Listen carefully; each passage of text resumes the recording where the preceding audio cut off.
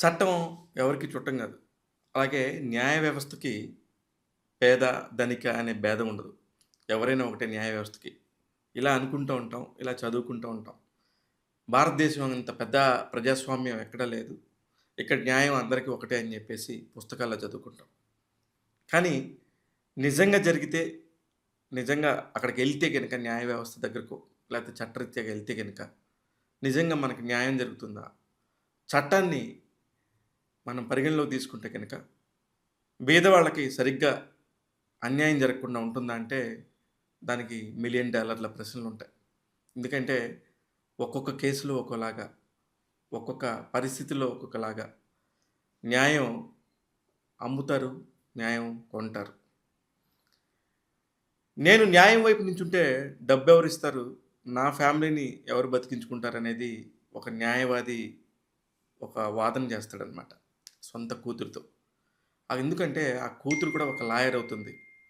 ఆ లాయర్ అయిన కూతురు పోటీగా అంత పెద్ద కంపెనీకి వారసురాలుగా వస్తానంటే, "నో, నో, నువ్వు 10 కేసులు గెలిస్తేనే నా కంపెనీలోకి అర్హత ఉంటది" అని చెప్పినప్పుడు, ఒక పబ్లిక్ ప్రాసిక్యూటర్‌గా, ఒక గవర్నమెంట్ లాయర్‌గా పనిచేస్తున్న ఆ పెద్ద లాయర్ కూతురు చివరికి ఏం చేసిందనేది ఒక కథ. ఈ బ్యూటిఫుల్ కథలో ఒక హీరో ఉన్నారు. ఆ హీరో ఒక వుమెన్, ఒక స్టెనోగ్రాఫర్. స్టెనోగ్రాఫర్ అంటే మీకు గుర్తుండే ఉంటది. కోర్ట్‌లో మనం కేసు జడ్జిలు, లాయర్లు అందరూ ఉంటారు.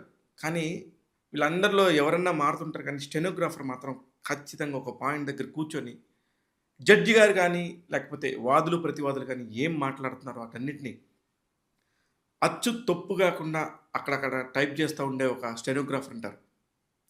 ఆమె నుంచి ఒక హీరో పాయింట్ తీసుకోవచ్చు. ఆమెని హీరోగా చేసి ఒక కథ చేయొచ్చనే ఒక థాట్ రావడమే చాలా గొప్ప విషయం. ఆ గొప్ప థాట్ వచ్చింది అశ్విని అనే ఒక డైరెక్టర్‌కి. ఆ డైరెక్టరు ఎవరో కాదు. ఆ డైరెక్టర్ చాలా పెద్ద డైరెక్టర్. ఎందుకు పెద్ద డైరెక్టర్ అంటున్నానంటే, భారతదేశం గర్వించదగ్గ ఒక సినిమా ఏదన్నా ఉంది భారతీయ చరిత్రలో అంటే, అంత పెద్ద మనీని బిల్డ్ చేసి, అంత పెద్ద కథని తీసుకున్న సినిమా 'దంగల్'. ఆ సినిమా దర్శకుడే నితీష్ తివారీ. నితీష్ తివారీ గారి వైఫే ఇప్పుడు నేను చెప్తున్న అశ్విని అయ్యర్ తివారీ.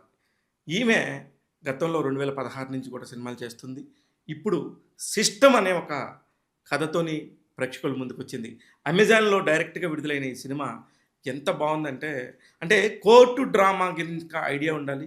కోర్టు డ్రామాకు సంబంధించి సినిమాలు చూసే వాళ్ళకైతే గనక ఈ సినిమా చాలా బావుంటది. అంటే బెస్ట్ రైటింగ్‌లోనే చాలా గొప్పతనం ఉంటది.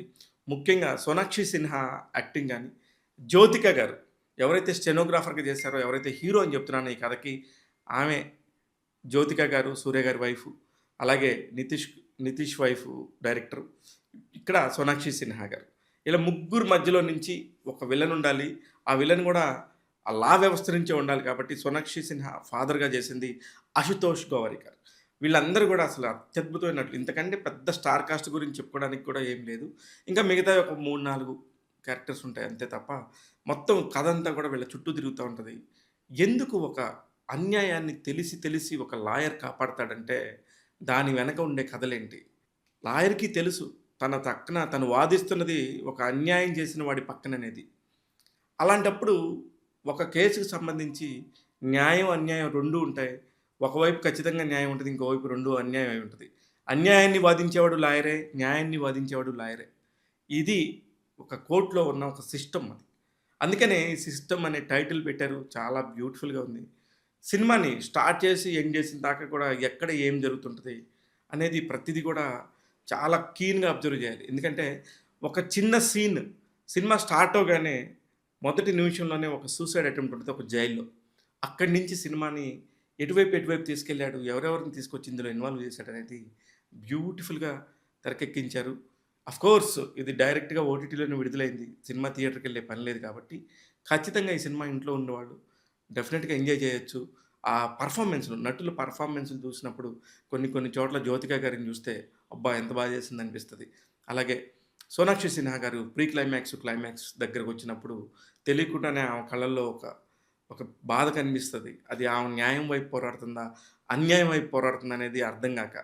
కానీ కొన్ని కొన్ని చోట్ల అన్యాయం వైపు తీసుకోవటమే న్యాయం చేసినట్టు అనేది ఈ ఫైనల్ కథకి సిస్టానికి సంబంధించిన ఒక ఎండ్ పాయింట్. ఖచ్చితంగా ఎటువైపు ఒకళ్ళ వైపు తీసుకోవాలి. ఎటొకటు న్యాయం జరగాలి. ఇంకొక వైపు అన్యాయం జరుగుతది. ఇది ఈ కథలో ఉన్న సూత్రం. నిజంగా లాయర్స్‌ని చూస్తే నాకనిపిస్తాంది. పాపం వాళ్ళకన్నీ తెలిసినా సరే, వాళ్ళు ఆ చట్టానికి, న్యాయానికి సంబంధించిన ఆ లొసుగులన్నీ పట్టి, తాము నమ్మి, తమకి డబ్బులిచ్చిన వారిని న్యాయం వైపు నిలిపించడానికి, వాళ్ళని గెలిపించడానికి వీళ్ళు ఎన్ని రకాలుగా మానసిక క్షోభ పడతారో అనిపించింది నాకైతే.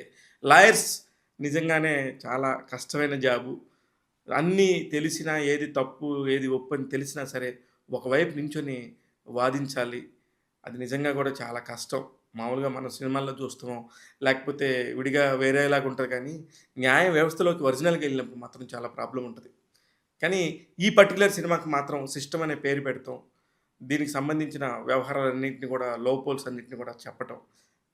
కోర్ట్‌లోనే ఉండే స్టెనోగ్రాఫర్‌గా ఉండే ఆమె ఎక్కడ ఏం మాట్లాడకుండా, ఏ యాక్షన్ లేకుండా బ్యాక్‌గ్రౌండ్‌లో కథంతా నడపడం అనేది చాలా మంచి పాయింటు.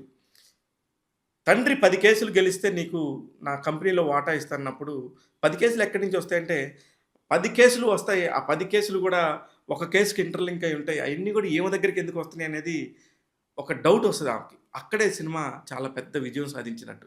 ఎందుకంటే అసలు సంబంధం లేని విషయాలు, ఒకదానికి సంబంధం లేని విషయాలన్నీ కూడా ఒక్కొక్కటిగా వచ్చి ఆ 10 కేసుల్లో ఆమె విజయం సాధించినప్పుడు ఎలా సాధిస్తుందనేది చాలా బ్యూటిఫుల్‌గా రాసుకున్నారు. రైటింగ్‌లో చాలా క్రిస్ప్ ఉండి చాలా బ్యూటిఫుల్‌గా ఉంటేనే ఇలాంటి మంచి కథలొస్తాయి. 2 గంటల 4 నిమిషాలు మాత్రమే ఈ సినిమా ఉంది.